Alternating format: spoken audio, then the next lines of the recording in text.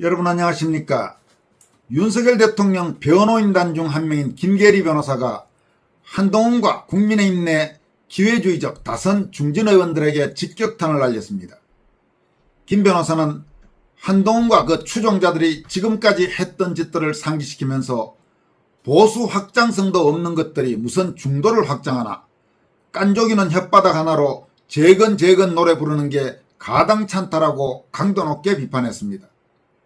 김 변호사는 보수 재건은 이미 돌아가는 나라 꼴을 보고 스스로 각성한 국민들이 알아서 한다라면서 국민들의 깨어남에 밥숟가락 얹지 말라고 경고했습니다. 또 법학자인 홍승기 인하대 로스쿨 교수는 오늘 조선일보에 게재된 오동석 연대는 불가능한가라는 제목의 최재혁 논설위원의 칼럼과 관련해 한동훈을 띄우고 장동혁 국민의힘 당대표를 깎아내리기에 혈안이 된 조선일보의 뒤틀린 행태를 혹독히 비판하고 나섰습니다. 여기서 오동석 연대의 오동석이란 오세훈, 한동훈, 이준석 등 반장동혁 세력 3인방을 가리킵니다.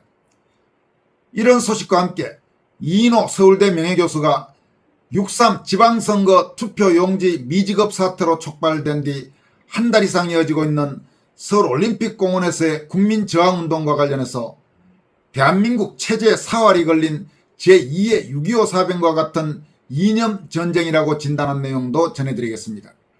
먼저 김계리 변호사는 자신의 소셜미디어 게시글을 통해서 다음과 같이 밝혔습니다. 민주당의 전당대회를 앞두고 명청대전이 보다 노골적으로 바뀌었다. 문조 털내유에서 김민석을 출연시켜 주길래 털이 빠지나 했는데 그건 아니었나 보다. 여기에서의 털은 김어준을 지칭합니다. 대통령이 탄핵되자마자 우원식이 개헌 얘기를 꺼냈다가 친명계 쥐어 터지고 깨갱하고, 이재명이 당선되자마자 우원식이 조국을 장소 변경 접견 신청해서 공공연히 만나 노골적으로 사면 청구서를 들이밀 때부터 재미났다. 지금 여기에서 대통령이 탄핵되자마자 할 때 대통령은 윤석열 대통령을 말합니다. 그래도 저들은 정권을 탈환할 때만큼은 하나였다. 기민하게 더럽게 한몸이 되어 움직였다. 그렇게 대통령을 탄핵시켰다. 민주노총, 전교조, 문저털내유, 먼 돼주갈 모두가 하나였다. 김 변호사는 그러니까 지금 소위 이재명계와 정청래계가 이 당대표 문제를 둘러싸고 박터지게 싸우고 있지만은 적어도 자기들이 야당일 때 대통령, 윤석열 대통령을 어떻게든 쫓아내고 정권을 잡을 때까지는 함께 협력했다. 이런 이야기를 하고 있습니다. 그러면서 그에 반해서 국민의힘 계열, 소위 범우파 계열은 얼마나 달랐는지를 다음과 같이 강조하고 있습니다. 우리는 어떤가? 콩가루, 대통령의 탄핵 정국에도 진상을 규명하고 목소리를 내고 알리기보다 자리 보존하고 눈치 보는 자들이 더 많았다. 탄핵 이후 대선 국면에도 정권을 재탈환하기 위해 한몸으로 뛰기보다 내가 주인공이 아니니 라방 처먹으며 새우깡 보고 락 페스티벌에나 다니며 중2병 걸린 관종 힙질이 짓거리를 하고 다니고, 그 추종자들은 그에 동조했다. 바로 여기서 지금 한동훈과 그 추종자들의 행태를 말합니다. 뉴스에 진보와 보수의 아젠다는 사라지고 팀킬과 저격만이 헤드라인을 장식했다. 아마 민주당 지지자들은 한동훈계와 이준석계가 내란거리며 분탕치는 꼬라지를 보며 꿀잼이라 할 것이다. 내게 민주당의 저 싸움이 재미난 것처럼.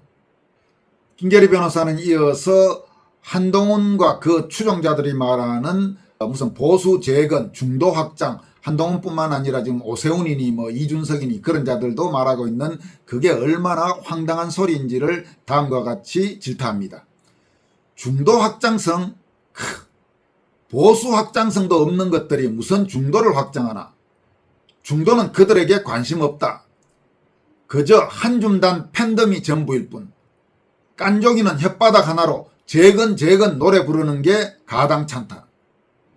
보수 재건은 이미 돌아가는 나라 꼴을 보고 스스로 각성한 국민들이 알아서 한다.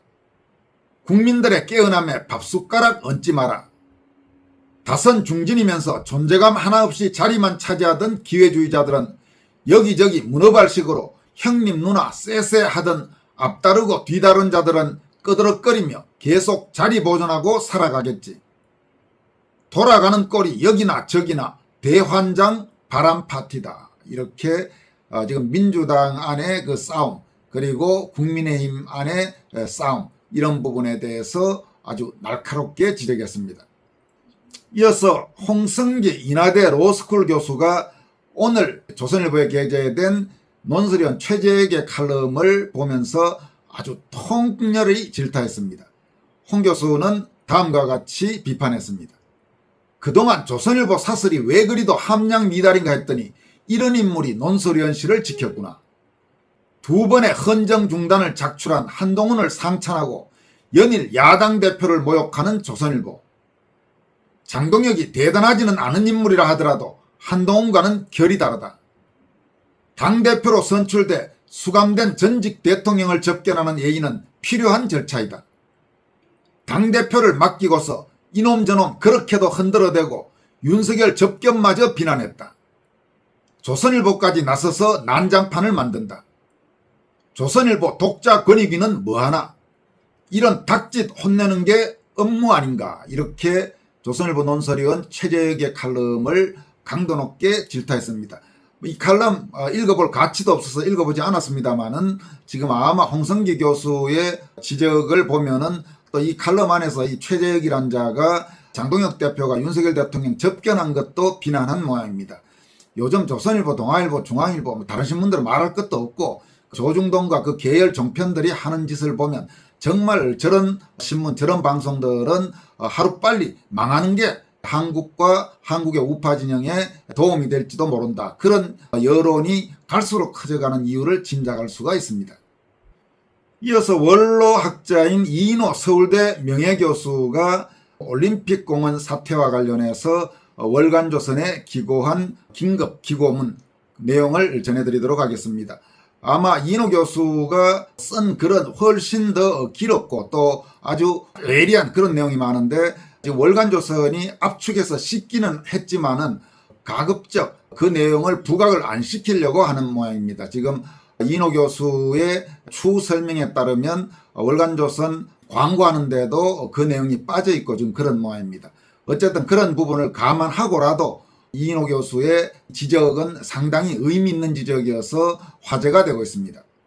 이인호 교수는 이번 월간조선 기고문을 통해서 이번 투표용지 미지급 사태 그리고 그에 따른 올림픽공원 국민저항운동을 단순한 선거관리 과실이 아닌 대한민국 체제 전반에 사활이 걸린 문제로 규정했습니다.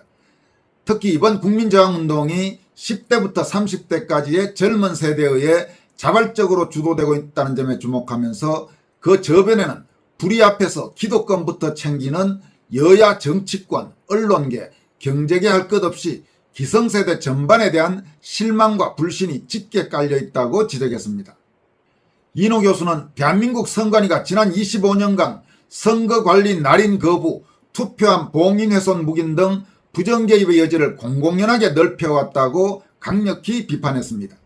이어서 선거 부실과 부정 가능성에 대한 시민들의 의혹 제기를 깜짝 놀라 겸허하게 받아들이며 성실하게 조사하며 답변하는 대신 감시 강화나 제도 개선 제의까지도 부정선거 음모론으로 몰아붙이는 태도 자체가 바로 선관위의 관심이 선거의 공명성 확보가 아니라 다른 데 있었다는 증후 아니냐면서 선관위의 방만함 그리고 오만함을 비판했습니다. 현재 시국에 대해서는 정상국가가 아닌 내외 적대 세력의 침투를 받는 비상상황으로 규정했습니다. 이인호 교수는 지난 수십 년간 민주화라는 포장 뒤에서 훨씬 더 사악한 방식으로 진행되어 온 우리에 대한 파괴 공작은 미중 간의 치열한 세력 경쟁에서 우리가 다시 전초기지가 된 제2의 6.25 사변이요 자유민주공화국 대한민국 호국과 제2의 건국을 위한 투쟁이라고 볼 수 있다 이렇게 강조했습니다. 이인호 교수는 또 기회주의의 영혼을 내주었던 언론계나 이른바 사회지도층 상당 부분도 중국 하이브리드 전쟁의 쉬운 표적이 돼 양심과 인권을 팔아버린 상황이라면서 정보가 절대 부족한 일반 국민은 무슨 일이 일어나는지도 모르며 나라를 송두리째 도둑맞고 있다. 우리는 수도를 빼앗기고 낙동강 전선에 서 있다라고 경고했습니다. 이 교수는 적지 않은 국민들이 이번에 터져나온 투표지 부족 사건은 20년 넘게 진행되어 온 선관위의 반역적 행위에 긴 꼬리가 잡힌 사건이며 반역의 뇌관이 노출된 경우라고 생각하고 있다면서 6.3 선거나 선관위에 대한 조사와 책임 추궁은 단순히 국정조사나 특검에 의뢰한다고 될 일이 아니다라고 단언했습니다. 이어서 국민의 기본권인 선거권을 지키기 위해 자발적으로 일어난 젊은이들이 직접 선관위의 행적을 파헤치는 작업에 나서야 한다면서 대중적 투쟁은 반국가적 반인권적 거대 범죄를 저지른 선관위 관련 인물들에게 국가 전복 시도에 상하는 처벌로 응징을 할 수 있을 때까지 멈춰서는 안 될 것이라고 강조했습니다. 이 교수는 이것은 여야 좌우 지역별로 갈릴 일이 아니다. 자유를 누리며 사는 인간으로 살아가기를 원하는 사람이면 누구나 거부할 수 없는 투쟁이라면서 필요할 때는 국제연대 도움을 요청하는 것도 불사해야 한다라고 제안했습니다. 이인호 교수는 현존 선관위의 해체나 부분적 재선거는 비리의 뇌관이 터져나오는 것을 막고 범죄 증거 은폐를 위한 수단에 불과하지 선거권 수호와 대한민국 재건운동 세력의 승리가 아니라는 것도 명심해야 할 것이라면서 진정한 주권 회복을 위한 멈춤 없는 대중투쟁이 필요하다라고 강조했습니다. 여러분, 이인호 교수는 이미 지난 2020년 4.15 총선 직후부터 선거부정 의혹 진상규명을 강력히 촉구해온 원로학자입니다. 지금 연세도 많고 그리고 아마 꽤 병도 있는 걸로 그렇게 알고 있습니다만은 세상을 떠나기 전에 지금 이 문제는 반드시 이야기해야 된다는 심정으로 글을 썼다고 합니다. 지금 우리나라에는 이런 분들이 적지 않습니다. 이런 분들 덕분에 그래도 대한민국이 아직까지는 망하지 않고 버텨내고 있다는 생각도 합니다. 지금까지 권순할TV였습니다. 고맙습니다.